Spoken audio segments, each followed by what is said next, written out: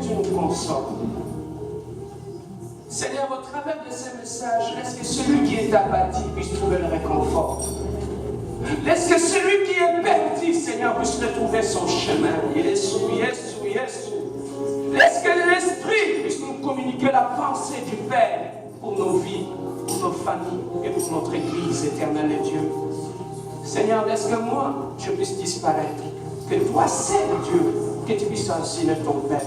Qui suis-je, moi, pour me mettre devant ce Père éternel de Dieu? Qu'est-ce que j'ai, éternel de Dieu de gloire? Si sinon un instrument inutile, Seigneur, pour ta gloire, Seigneur. Laisse que ton nom soit glorifié maintenant, en celui, dans le nom merveilleux et précieux de notre Seigneur Jésus-Christ. Nous disons Amen. Amen. Bien-aimés, les thèmes que nous allons exploiter aujourd'hui s'intitule l'équilibre spirituel. Est-ce que tu peux dire l'équilibre spirituel? L'équilibre spirituel. L'équilibre dans les gars, hein?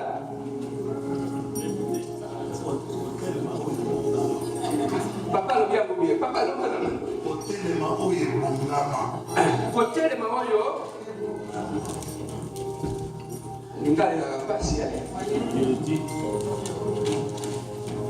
l'équilibre spirituel.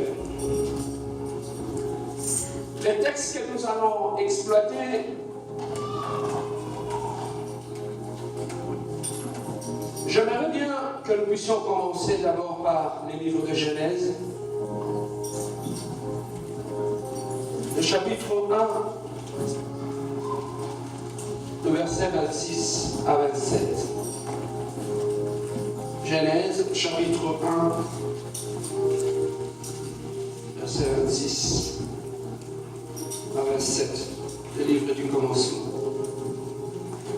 Est-ce que nous sommes tous là? Est-ce que nous pouvons lire tous d'un commun accord?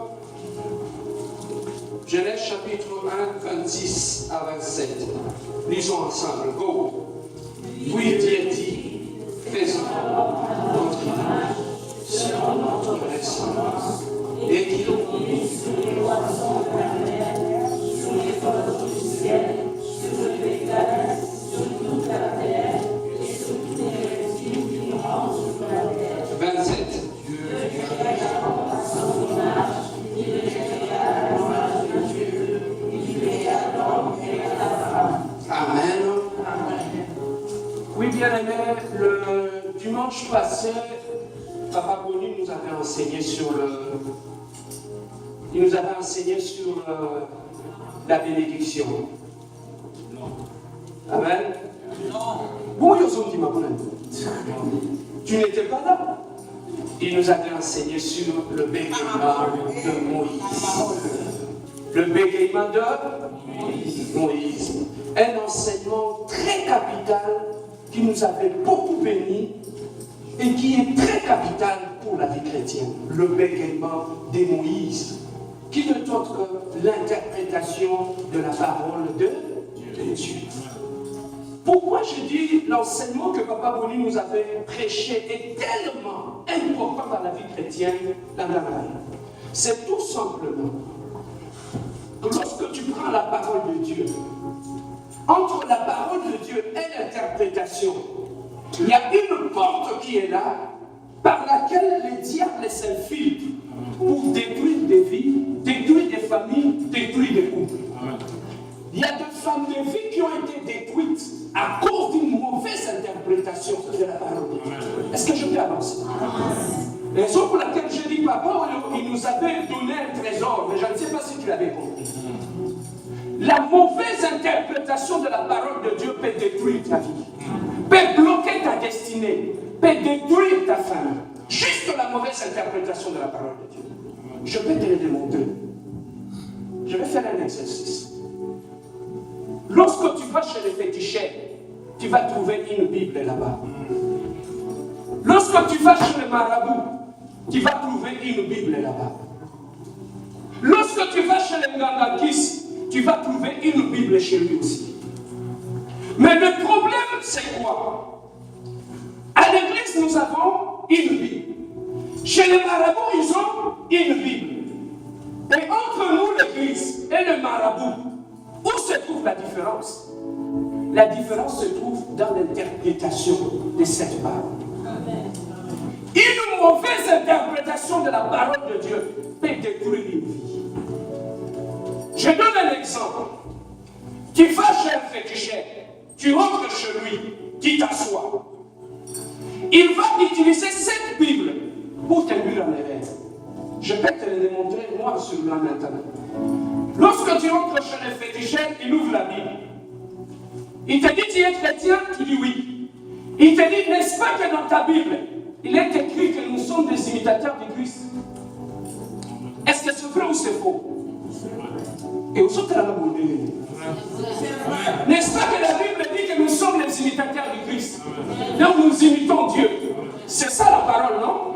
Alors, il avance encore. Il te dit ceci. Jean 3, 16.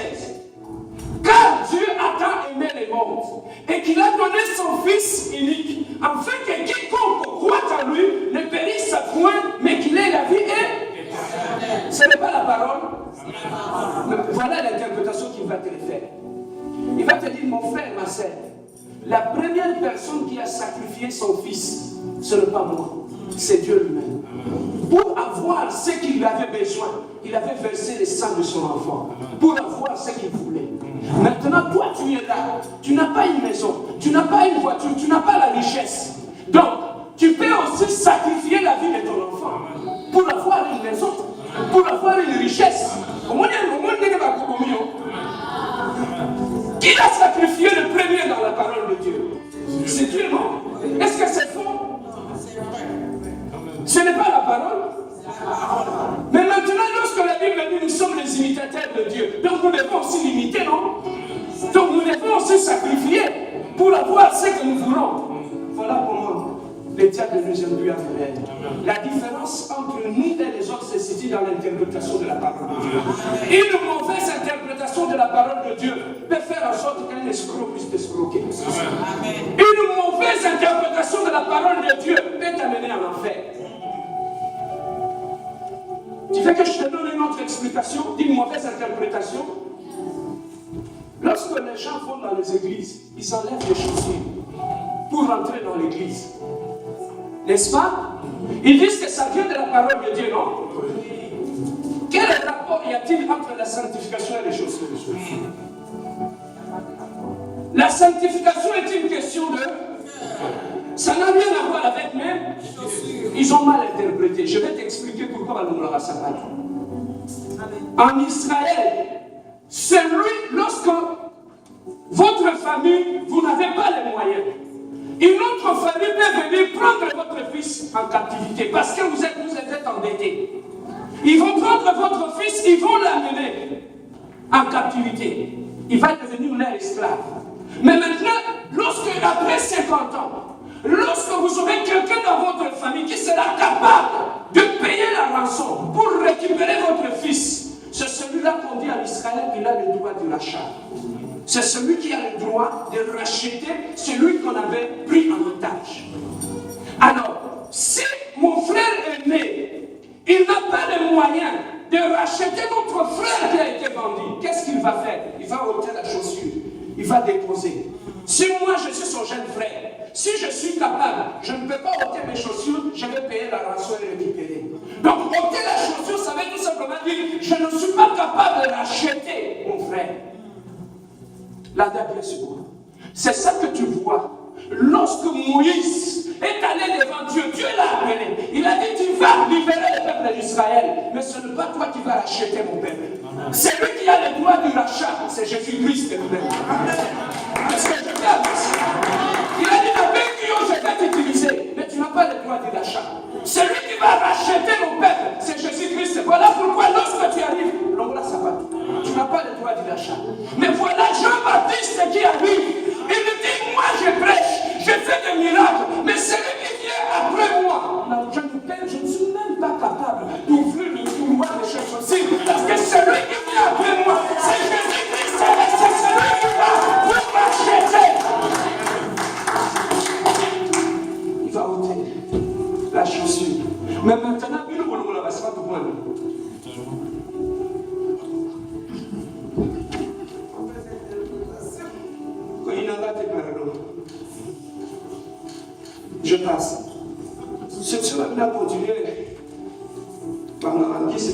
puissant. Ok, on va maintenant montrer. Tu vois pourquoi je bénis l'homme de Dieu. Est-ce que tu peux dire, Papa Boni, sois béni? Est-ce que tu peux lever ta main vers lui pour lui dire que sois béni? Tu vois maintenant, tu étais dans la distraction quand lui nous expliquait ces choses. Voilà pourquoi quand je te l'ai répété, tu dis, mais il nous a expliqué. C'est très important, l'Église, d'avoir une bonne interprétation de la parole de Dieu. Mais maintenant, pose-moi la question, pasteur Serge, comment avoir une bonne interprétation de la parole de Dieu? Pour avoir une bonne interprétation de la parole de Dieu, tu as besoin de deux choses. La première des choses, c'est l'Esprit Saint qui sonde les Écritures et qui ouvre les Écritures et qui te révèle la parole de Dieu. La deuxième des choses, pour que tu puisses développer les aptitudes d'avoir une bonne interprétation de la parole de Dieu, c'est ça, c'est que toi tu ne fais pas. C'est dans les études bibliques. Amen. Quand je prêche ici, tu aimes ça. Et puis, c'est le fruit des études bibliques. Demandez à ses papas ici, qui est assis ici. À notre époque, on se retrouvait entre 4, 5, 6 frères. On ouvrait nos Bibles, on étudiait. Si tu as 6 frères qui étudient les mêmes versets bibliques, j'ai 6 interprétations de la parole de Dieu. Donc la même parole, lorsque j'écoute mes frères, j'ai 6 interprétations. Donc je peux interpréter la même parole 6 fois. Mais toi, tu n'aimes pas les études bibliques. Lire la Bible à la maison est une chose, mais participer aux études bibliques, c'est une autre chose. Amen. Voilà pourquoi l'année prochaine, nous allons commencer à organiser des classes des études bibliques. Mais tu dis Amen, tu ne vas pas venir? Amen. Une bonne interprétation, lorsque tu commences à bien interpréter la parole de Dieu, même ta prière va changer. La façon de prier va changer. Même la façon de chanter va changer. Pourquoi? Parce qu'il y aura plus maintenant la parole de Dieu. Amen. On va rentrer dans le vif de notre sujet. Après, on va prier. Amen. Alors, l'équilibre spirituel. Bien aimé, ici, la Bible vient de nous dire que lorsque Dieu avait créé l'être humain, il avait dit créons l'homme à notre image et à notre ressemblance. Or, la Bible nous dit que Dieu était esprit. Si Dieu est esprit, c'est que ça veut dire quoi? Nous sommes aussi esprits. Alors, en créant l'être humain, l'homme est tripartite. Dans l'homme, il y a l'esprit, il y a l'âme et il y a le corps. Suivez-moi très bien. La notion de ces 3 parties de l'être humain, beaucoup de chrétiens ne le maîtrisent pas. Voilà pourquoi ils ne comprennent pas ce qui vient après. Ils sont dans une confusion entre l'esprit, mon âme, mon esprit. Quand on lui demande la différence, il ne sait pas. Mais prends le temps de m'écouter, amen. Alors, on va aller. L'homme est tripartite. Il a l'esprit, l'âme et le corps. Dieu les a placés dans l'homme. Or, l'esprit, c'est quoi? Lorsque Dieu dit créons l'homme à notre image et à notre ressemblance, à quoi nous ressemblons à Dieu? C'est par rapport à son esprit qu'il a placé en l'homme. C'est à partir de cet esprit-là que tu as en toi qu'on peut dire que tu ressembles à Dieu. Alors, l'être humain, en fait, c'est qui? L'être humain, c'est un esprit possédant une âme et habitant dans un corps. Ces corps-là, c'est nous qui n'avons pas. Je vais m'expliquer. Lorsque les astronautes vont à la Lune, comme ils ne sont pas habitués à cet environnement-là, on leur confectionne ce qu'on appelle des scaphandres. Afin que lorsqu'il sortira dans cet environnement linéaire, qu'il soit capable de fonctionner. Dans ce scaphandre, il y a de l'oxygène. Il peut respirer là-dedans. Amen. C'est comme ça aussi, nous sommes des esprits.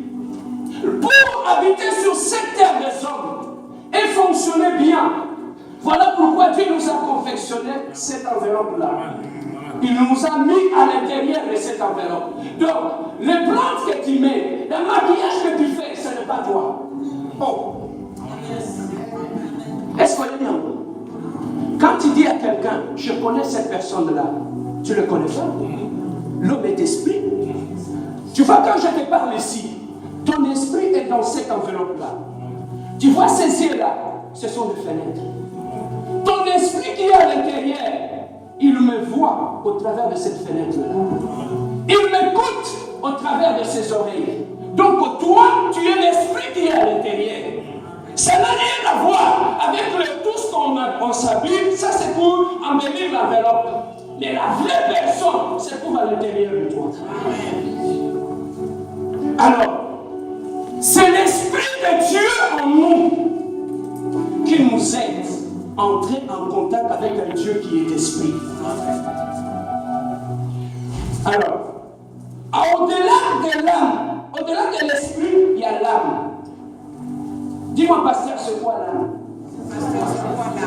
L'âme, c'est le siège des sentiments et des émotions. Quand tu es triste, quand tu es abattu, quand tu es fâché, ça ne se passe pas dans ton esprit, ça se passe dans ton âme. C'est l'âme qui a la volonté. Amen. Hein? Alors le corps, c'est l'enveloppe. Je vais vous donner un exemple. Dans l'être humain, il y a l'esprit, il y a l'âme et il y a le corps. L'esprit a des désirs. Le corps a des désirs. L'âme a la volonté. Je ne sais pas si tu comprends cette nuance-là. L'esprit a les désirs. L'âme a la volonté. Le corps a les désirs. Alors, je vais prendre deux personnes. Venez m'aider ça. J'ai besoin de dessin. Venez, je vais expliquer ça. Rapidement, on va comprendre. Comme ce sont des notions abstraites, il faut que j'utilise des images pour être beaucoup plus concret. L'autre soit ici, l'autre soit à gauche. Elle, c'est mon esprit. Moi, je suis l'âme. Elle, c'est mon corps. Ça, c'est l'homme. Le toi constitue l'homme. L'esprit, l'âme et le corps. Alors, je suis au milieu des deux, de l'esprit et de mon corps. Moi, j'ai la volonté. Elle a les désirs. Le corps a les désirs. Moi, l'âme, j'ai la volonté. Je vais m'expliquer. Le corps a besoin de se soulager. Il va communiquer à l'âme. Ok? Dans un cas, pour ça, là, les toilettes. J'ai envie d'aller à la toilette. Mais c'est l'âme qui va décider qu'on va se lever et on va aller à la toilette. Je ne sais pas si on comprend. Elle ne m'a fait part d'un désir. Mais c'est l'âme qui prend les décisions dans ta vie. Ce n'est pas le corps. Ce n'est pas l'esprit. L'esprit peut dire, Bia, j'ai envie de prier, d'entrer en contact avec Dieu. Ça, c'est l'esprit qui demande cela. Il va me communiquer ces désirs-là. Moi qui prends la décision, qu'est-ce que je vais dire? Allons dans la chambre, on se met à genoux et je commence à prier. Elle a proposé et moi j'ai pris la décision. Donc, toi tu es au milieu de l'esprit et de l'âme. Alors, là, le corps a ses désirs. L'esprit a ses désirs aussi. Moi, l'âme qui est au milieu, j'ai subi l'influence de l'esprit et du corps. Amen. Hein? J'ai subi l'influence. C'est ça que dans la vie de tout enfant de Dieu, de tout chrétien, toute ta vie, c'est le combat de ta vie. Tu es l'âme et tu te bats entre le désir du corps et le désir de l'esprit. Toi, tu es au milieu. Donc, toute ta vie, jusqu'à ta mort, tu vas être dans ce combat-là. Mais maintenant, qu'est-ce que la Bible dit de l'esprit et du corps? La Bible dit ceci. Les désirs de la chair sont différents de celui de l'esprit. Donc, quand lui dit on va à gauche, le corps va dire on va à droite. Alors, tu es entre ces deux désirs qui sont tout à fait contraires. Et toi, tu es au milieu. Même comme toi, tu as l'âme, tu as la volonté. C'est toi qui vas décider, est-ce que je vais faire les désirs de la chair ou je vais faire les désirs de l'esprit. J'ai les deux propositions qui m'influencent. Mais moi qui est au milieu, je dois faire un choix entre les deux désirs. Donc toute ma vie, lorsque je suis en face d'un problème, lui va me proposer une solution. La chair va me proposer une solution. Mais c'est à moi de décider quelle est la solution que je vais appliquer entre les deux. Et cette bataille-là, tu l'as dans ta vie là où tu es. Amen. Hein? Alors, maintenant, nous allons expliquer. Merci. On va descendre maintenant, on va expliquer. La Bible dit, les désirs de la chair sont contraires à celui de l'esprit. C'est qu'un homme peut être influencé par sa chair, comme un homme peut être influencé par l'esprit. Alors maintenant, nous allons comprendre la chair. Tu poses moi une question, pasteur Serge, comment savoir que ma vie est influencée par la chair? Comment le savoir? C'est comme quand tu es malade. Je peux ne pas comme savoir que j'ai le microbe en moi. Mais lorsque je vois des infections apparaître, ça prouve qu'à l'intérieur de mon système, les microbes sont là. Je commence à avoir des maux de tête, je commence à avoir de la fièvre et je commence à frictionner. Tout simplement, pourquoi? Parce qu'il y a une maladie dans mon système. Alors, comment savoir que ta vie est sous l'influence de la chair en tant qu'un enfant de Dieu? La première des choses, write it down. La première des choses pour savoir que ta vie est influencée par la chair, c'est le goût du péché. Un enfant de Dieu, un chrétien qui est conduit par la chair, la première des choses qui se manifeste en lui, c'est le désir du péché. Je peux être un pasteur sage comme je suis là. Lorsque c'est la chair qui commence à influencer ma vie, tu vas comprendre une chose, je commence à m'habituer au péché. Le péché ne va plus me déranger. Pourquoi? Parce que mon âme est penchée vers la chair et la chair n'a plus le contrôle de mon âme. Pourquoi c'est très important avoir un bon équilibre dans ta vie? Parce que la Bible nous dit une chose, tu vas prospérer comme prospère l'état de ton âme. C'est que la décision que ton âme va prendre, c'est ça qui fera que dans ta vie que tu puisses échouer ou réussir. Donc tout dépend, est-ce que tu obéis à ce que la chair te dit ou tu obéis à ce que l'esprit te dit? Ces choix que tu vas faire feront en sorte que tu puisses réussir ou échouer dans la vie. Est-ce que je peux avancer? Donc, l'échec dans la vie d'un enfant de Dieu ne commence pas dehors. L'échec commence à l'intérieur de nous. Je ne parle pas de sorciers ici. Je ne parle pas de magiciens ici.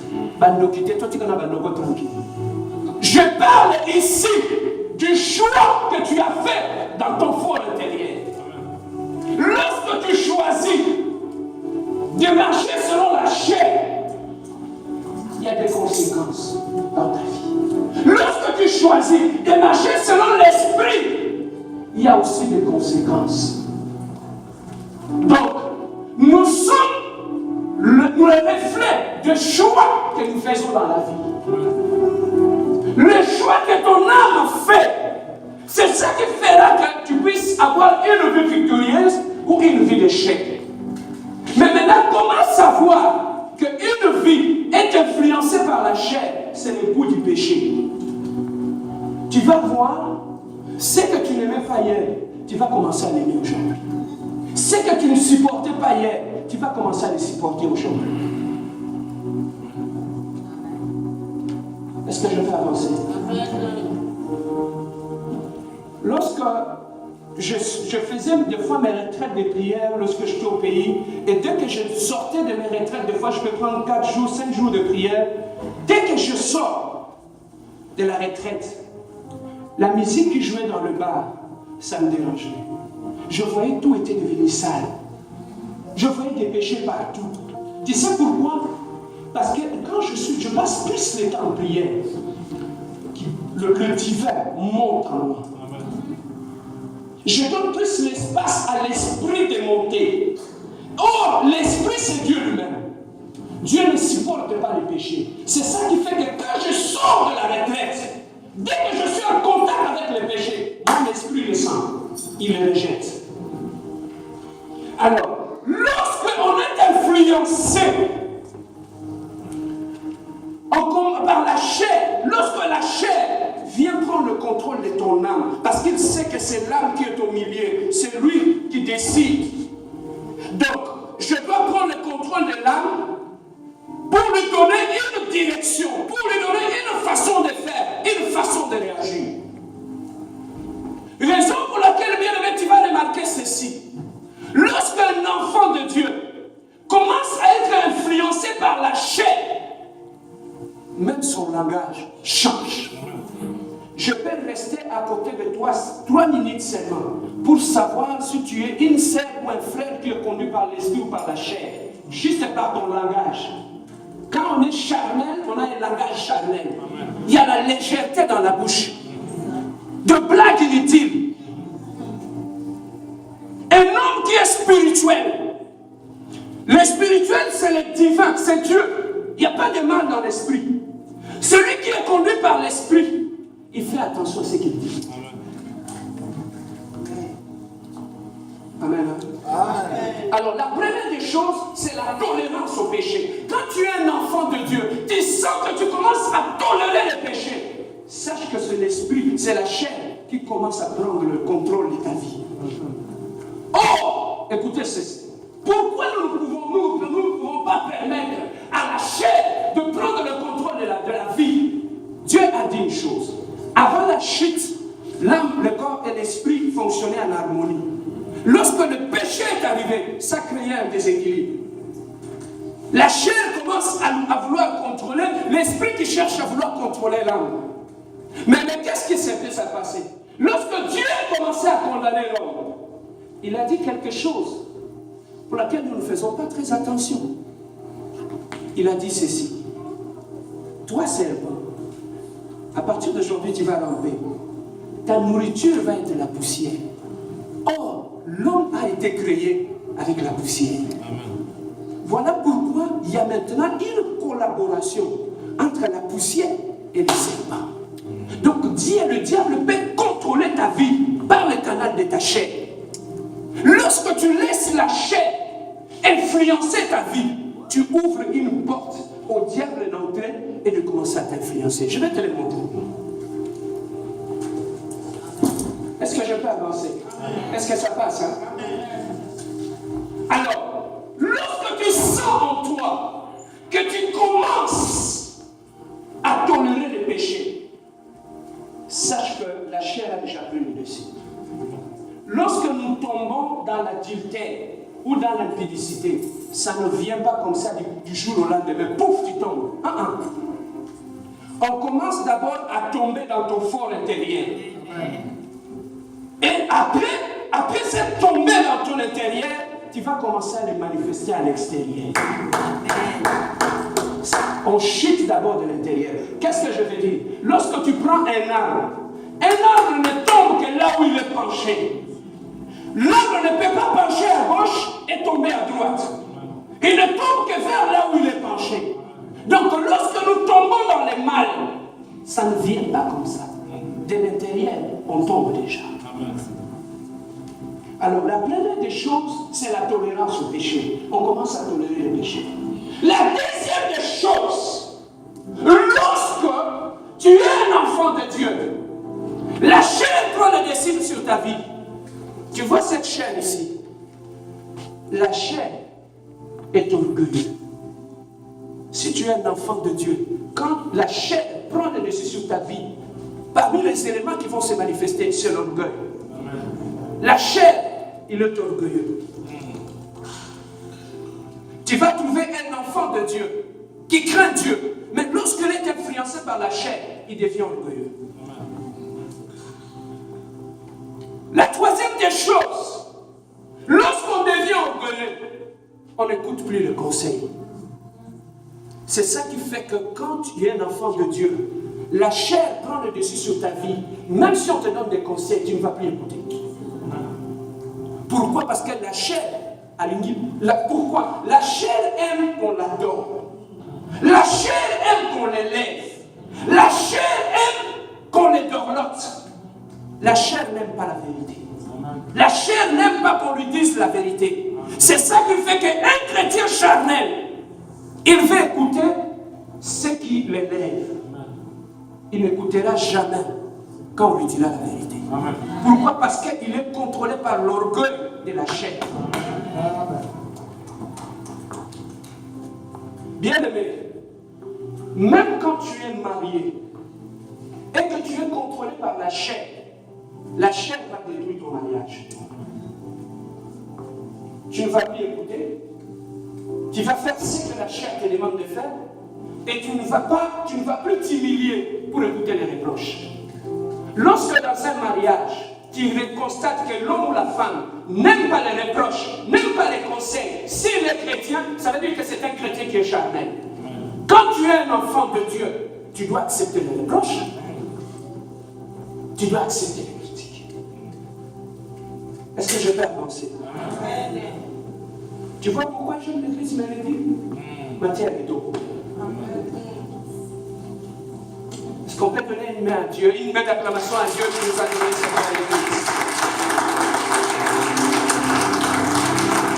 l'église? Ici, on n'agite pas les gens. On s'assoit et on réfléchit ensemble. Amen. Hein? La meilleure prédication, ce n'est pas cette prédication qui t'agite. C'est une prédication qui t'ouvre la sagesse. Et que tu saches comment je peux prendre de bonnes décisions dans ma vie. Lorsque j'écoute plusieurs prédications, je constate qu'on agite seulement les gens.